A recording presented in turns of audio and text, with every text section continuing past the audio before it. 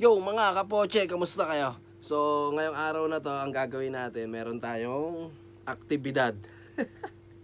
Kung naalala nyo, di ba? Nabutas yung gulong ng ano natin, service natin. So pinapalitan natin yon. So ang binayaran natin doon nasa 5KD ata. Mga 5KD ganun. Kasi dati 6KD ang mga binabayad ko noon kapag pinapapalitan ko yung yung interior noon. So pinapalitan natin 'yon. Tapos nung nagpunta ako sa dito sa may bandang basta dito sa may lugar dito din sa amin dito. May nakita akong pampatse. Alam mo 'yon? Yung pang vulcanize, yung pang ang tawag doon. Basta pang patche 'yun eh. Tapos nakita ko, sabi ko, nagkaroon ako ng idea na baka po pwede yung ganon. Instead na kapag nabubutas yung service natin, 'di ba? Syempre, 5KD ng 5KD, yun, sakit yun sa bulsa, 'di ba? So, ang gagawin lang natin is bibili tayo noon. Papatsian natin. Actually, nakabili na ako noon. Magkano lang 'yan, wala pa atang 1KD 'yon. So, ngayon, tatry natin, bubulkanize natin yung pinagpalitan natin ng gulong. Just in case na mabutas ulit ito, kasi hindi natin masabi. Kasi nga, syempre, 'di ba? Napakainit ang panahon ngayon, yung kalsada is hindi rin ganun kaganda.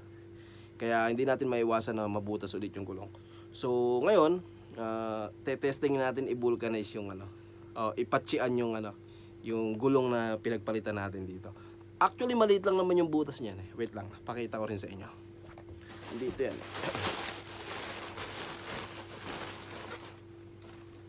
Ito yung pinagpalitan no. Kinuha ko talaga siya. Sabi ko, nagkaroon ako ng idea na, alam mo yun, baka pwedeng gumana. Ito yung butas niya, nakita niyo ba? Yan. Yan lang naman ang butas niyan. So, maliban dito, wala nang butas yun. So, try nating try nating patsian to. Di ba? Para at least may pang-reserva tayo. Kasi, mahal eh. Masakit din sa bulsa ang 5KD ah. Malay mo mabutas sa loob ng dalawang beses sa isang buwan, di ba? So 10KD rin 'yon. So hangga't maaari, kung kaya nating magtipid, andito yung pang patche. Wait lang, kukunin ko. 'Yon, sa ko pala nabili to? Sa Daiso. Ayan. Nabili ko yan. Ito yung nabili ko mga kapoche. Ayan. Ito yung pampatsi niya. Ito nyo ba? Ito yung pampatsi niya. Tapos 3 piraso lang to. Actually, may nakita ako 6 na piraso naman siya. 6 tapos may 8. Naghahanap ako nung kasi nakita ko sa instruction, kinakailangan lalagyan pa raw ng ganito. Yung parang glue na to. Ngayon, may nakita ko naka-separate na ganito. Tapos sabi ko, kung ito na lang kaya ang bilhin ko, pag tawag dito, pag hanap-hanap ko, nakita ko to, nakaset na siya. Although 3 piraso lang siya, pero may kasama na siyang glue. At the same time, may kasama na rin siyang ganito. Yan, yung parang pambaklas ng tire. Ganon. So, nung binabaklas ko kasi yung tire natin, ang ginagamit ko, screwdriver, yung flat screw. Oo. Nasisira yung niya, yung rim niya. Yun. Ito mas maganda to. Ewan ko lang kung tatagal to. Kung kakayanin niya kasi matigas yun eh. Ito pang bike. Actually pang bike lang kasi to. Itong na to. So susubukan lang natin kung gagana talaga. Kasi parehas lang din naman siya ng tire ng bike kung tutusin. Ayan parehas lang naman siya eh. So titingnan natin. Ngayon itong sinasabi ko, ito pang bike lang to. Pang lang sa may gulong ng bike. So tara, simulan na natin. Yun news, sana magtagumpay. So ayan mga kapoche. Anihin na natin to. Hanapin lang natin yung butas. Ayan, ito yung butas, kita nyo ba? Yan. Sabi dito,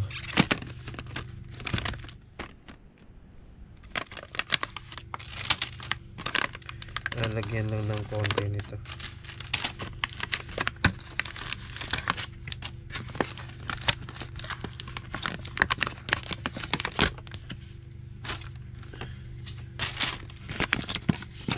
naalala ko kapag hindi ko alam kung para saan to. Ito may ganito po. Yun. Isa, dalawa, tapos may ganito, tatlo. Mayroon pa palang may liha pa. Ayan. Lilihahin yung yung butas. Yung sabi sa instruction lilihahin natin para pumantay.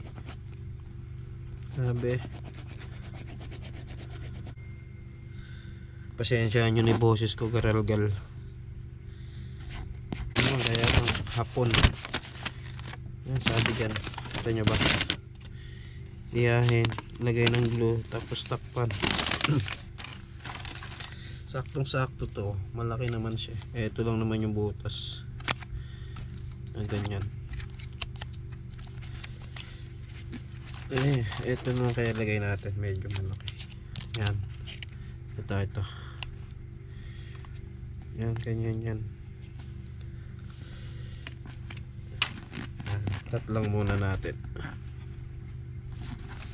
Natin na itong glue. Gusto ko lang maglagay ng gante. Maggumawa gante. Yan. May glue pa na siya talaga. Lagyan daw ng glue to. Yan. Yan.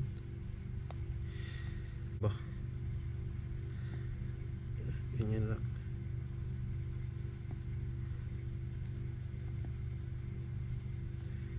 Yan.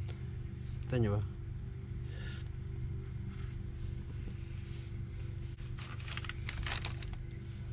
Takpan natin to. Ay, takip. Sabi dito.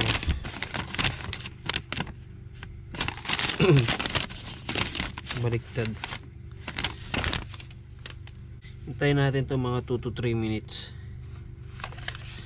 2 to 3 minutes sa mga kapotse.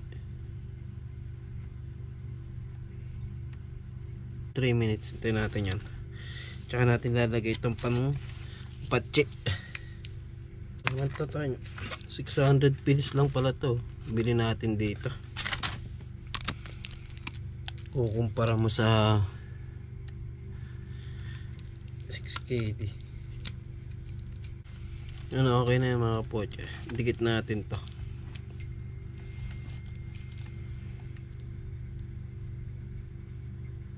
Ganyan. Dikit lang natin.